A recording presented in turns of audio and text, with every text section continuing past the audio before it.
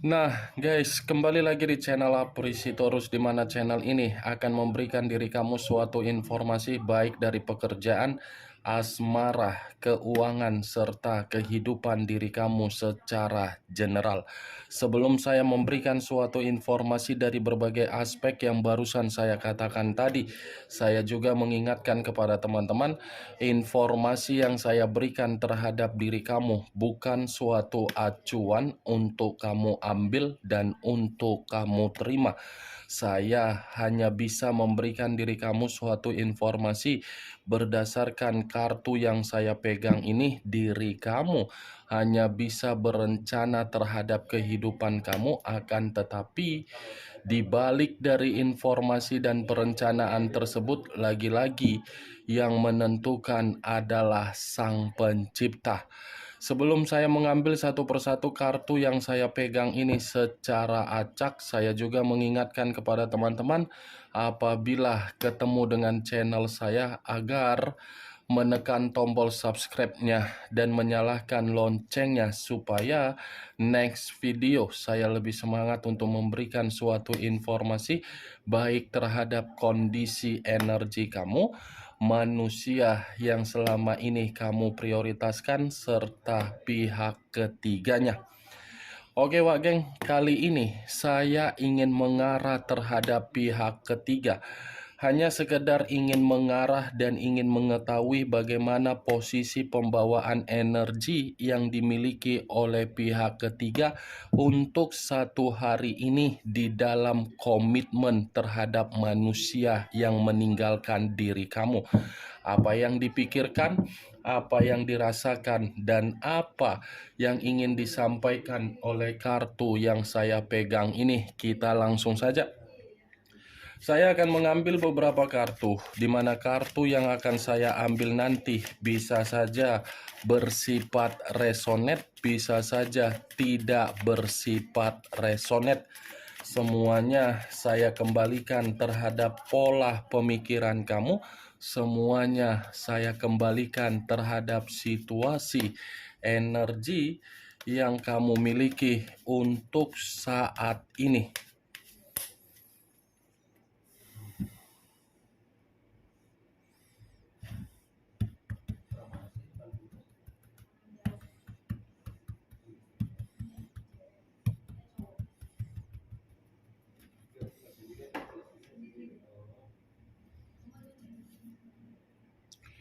Muncul kartu ini.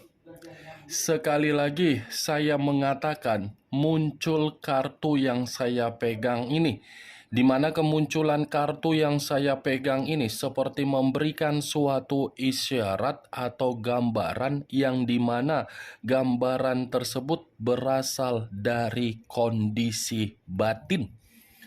Kondisi batin yang bisa saja saya mengategorikan untuk saat ini sepertinya dalam situasi frustasi, dalam situasi yang penuh dengan kesedihan, dalam situasi yang dimana batin tersebut seperti dihakimi. Kartu pertama yang saya pegang ini adalah kartu The Chariot yang mengarah terhadap unsur air berlambangkan 3 zodiak, Pisces, Cancer, dan Scorpio. Kalau saya mencoba untuk mengesampingkan ketiga zodiak yang barusan saya katakan tadi, kartu yang saya pegang ini masih mampu untuk mengatakan antara pihak ketiga dengan manusia yang meninggalkan diri kamu. Sepertinya kondisi komitmen tersebut kondisi yang lagi ada pertengkaran. Saya mengakui komitmen tersebut masih berjalan, tetapi pergerakan perjalanan komitmen tersebut bukan lagi dalam satu pemikiran, tetapi sudah dua pemikiran. Ya, ibaratnya Pihak ketiga bergerak ke A, manusia yang meninggalkan diri kamu pun bergerak ke B. Sudah saling berselisih paham dan ada perdebatan. Tetapi kalau kartu yang saya pegang ini, saya lebih mendominasikan terhadap manusia yang meninggalkan diri kamu.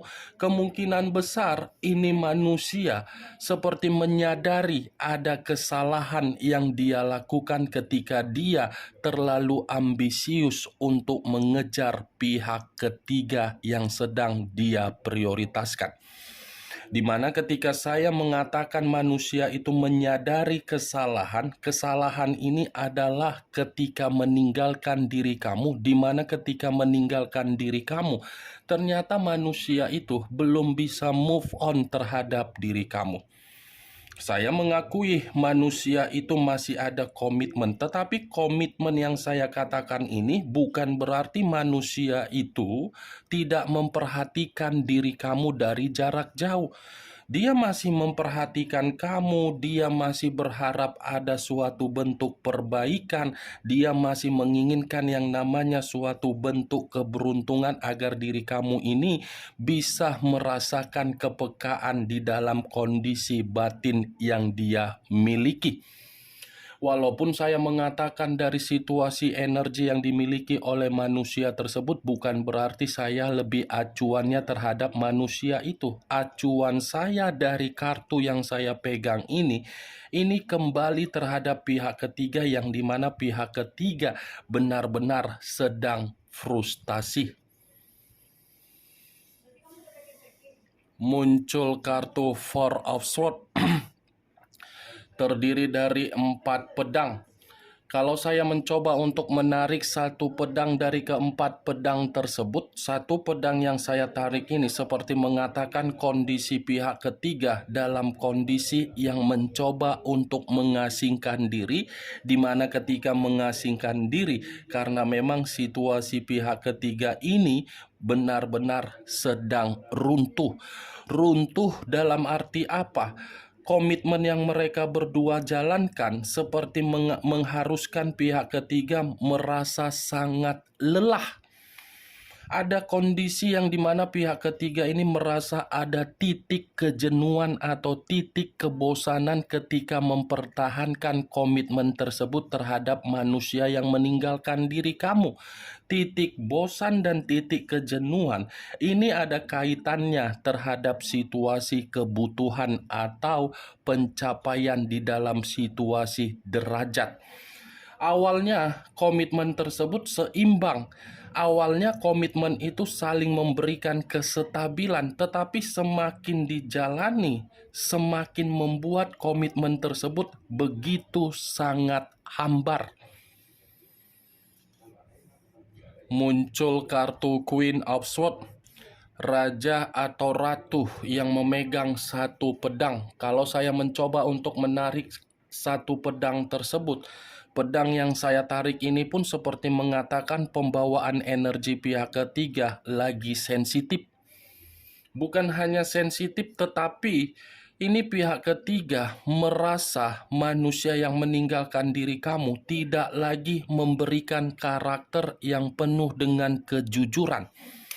Seperti ada kebohongan yang ditutupi oleh manusia yang meninggalkan diri kamu terhadap pihak ketiga. Bukan hanya itu saja, Queen of Swords ini pun seperti mengatakan pihak ketiga ini ada luapan emosi yang begitu sangat mendalam, di mana luapan emosi ini seperti mencerminkan pihak ketiga merasa sudah tidak ada kenyamanan kembali di dalam hubungan tersebut. Muncul kartu Two of Pentacles, terdiri dari 2 koin, kiri dan kanan, kanan dan kiri. Kalau saya mencoba untuk menarik satu koin dari kedua koin tersebut, satu koin yang saya tarik ini lebih mengarah terhadap situasi keuangan. Situasi keuangan yang tidak seimbang. Kalaupun saya mengatakan situasi perasaan yang dimiliki oleh pihak ketiga, ya tidak berbeda jauh dengan kondisi keuangan yang barusan saya katakan. Pada intinya, ini pihak ketiga benar-benar sedang merasa ada kekacauan yang harus dia berikan keseimbangan di dalam pembawaan energi dia. Muncul kartu Nine of Pentacles terdiri dari 9 koin. Kalau saya mencoba untuk menarik satu koin dari ke-9 koin yang barusan saya katakan tadi, satu koin yang saya tarik ini seperti mengatakan komitmen mereka berdua bukan bersifat komitmen yang penuh dengan kesejahteraan lagi.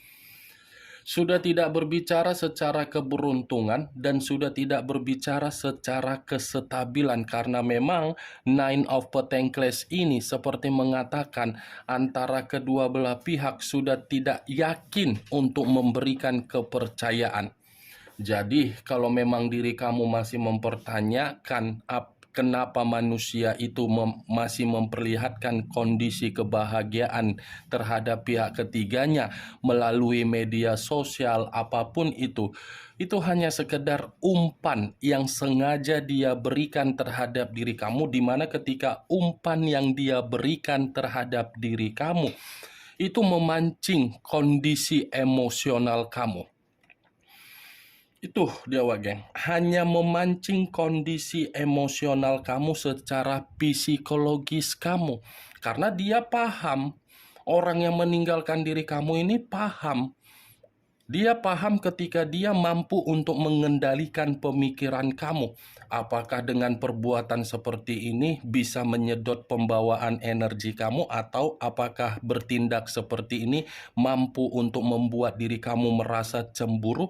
Seperti itu. Muncul kartu Seven of Pentacles terdiri dari 7 koin. Kalau saya mencoba untuk menarik satu koin dari ke-7 koin yang barusan saya katakan, satu koin yang saya tarik ini pun seperti mencerminkan komitmen mereka berdua. Sudah ada kesedihan. Ada suatu tingkat kesedihan yang begitu sangat mendalam, di mana tingkat kesedihan tersebut seperti mengacu di dalam kondisi kebutuhan. Ya, ibaratnya yang pernah dia katakan terhadap diri kamu bahwasannya pihak ketiganya adalah sisi keberuntungan dia, ternyata bukan sisi keberuntungan tetapi sisi kesialan. Kenapa saya mengatakan sisi kesialan? Seven of Pentacles ini adalah kartu yang berbicara mengenai tabur tuai.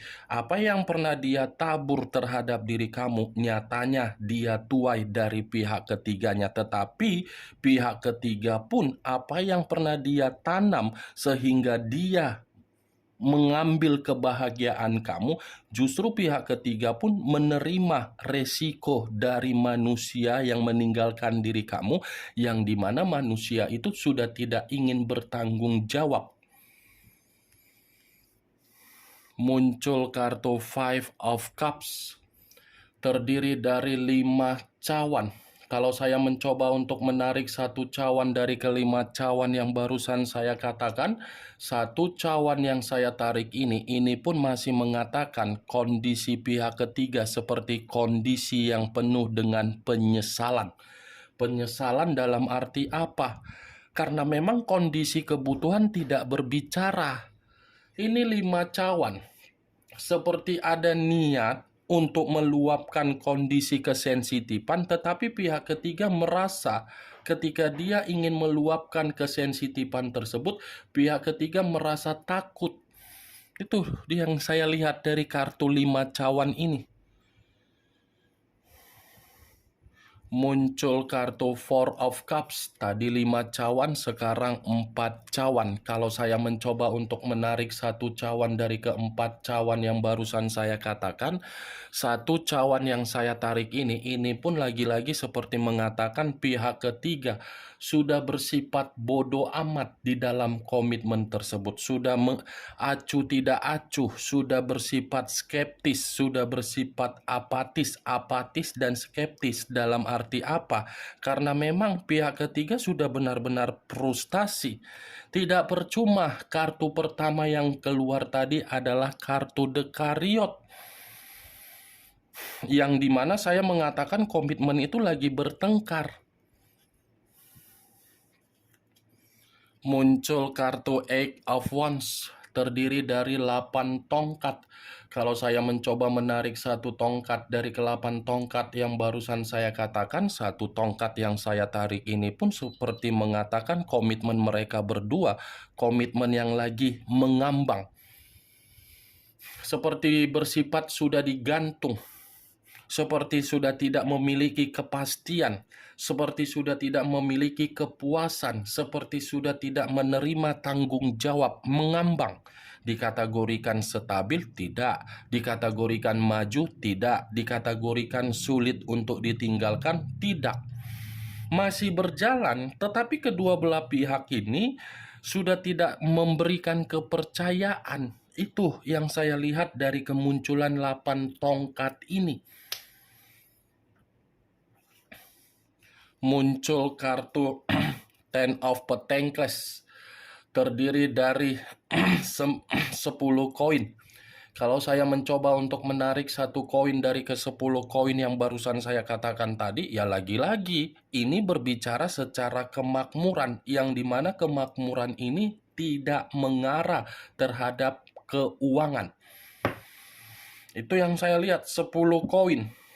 Wah geng, sejahtera tidak, makmur tidak, stabil tidak, ada ketenangan tidak, ada kenyamanan tidak, semuanya sudah bersifat hambar.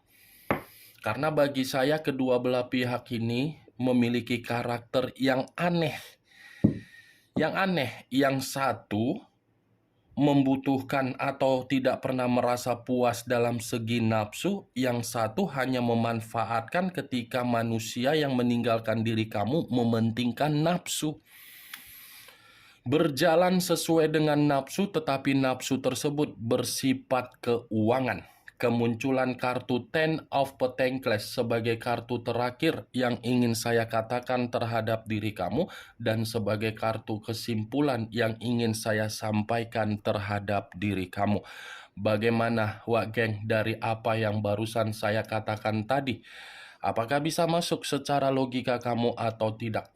Ya, kalau menurut diri kamu bisa masuk secara logika kamu, silakan angkat. Tetapi kalau menurut diri kamu tidak bisa masuk secara logika kamu, ya tidak usah kamu angkat.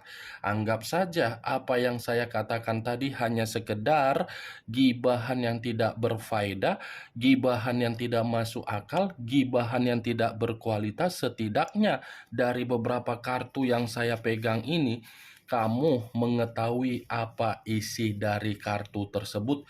Kartu ini mengatakan tingkat frustasi secara batin, perasaan, lelah, mengasingkan diri karena memang mencari ketenangan. The Chariot, unsur air, berlambangkan 3 zodiak, Pisces, Cancer, dan Scorpio.